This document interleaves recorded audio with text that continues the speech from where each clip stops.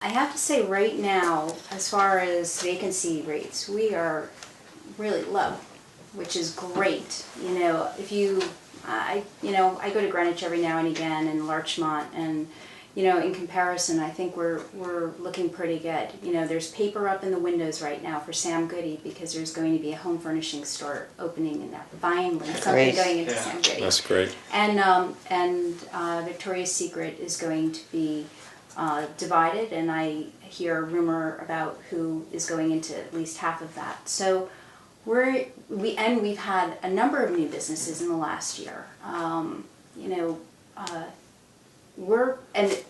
Athlete's Foot, they're out, and we already know who's coming in. So there's a lot of activity. I think that the city is starting to take the steps that we need to take to make the downtown more attractive. I think that removing the lights downtown will do a tremendous amount once the sidewalk project is finished.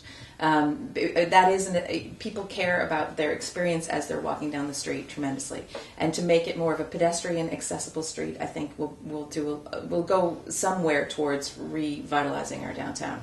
It's nice to see that there are stores coming, but I was also really disappointed to hear that the Athlete's Foot was closing, because that to me made me feel like, 2 steps forward, 1 step back.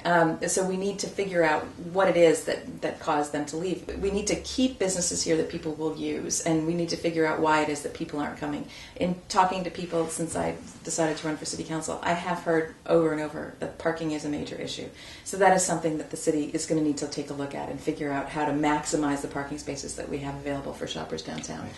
And 1037 Boston Post Road can be a part of that analysis, I think, because you don't want it to be something that's going to hurt parking downtown and potentially could help parking downtown.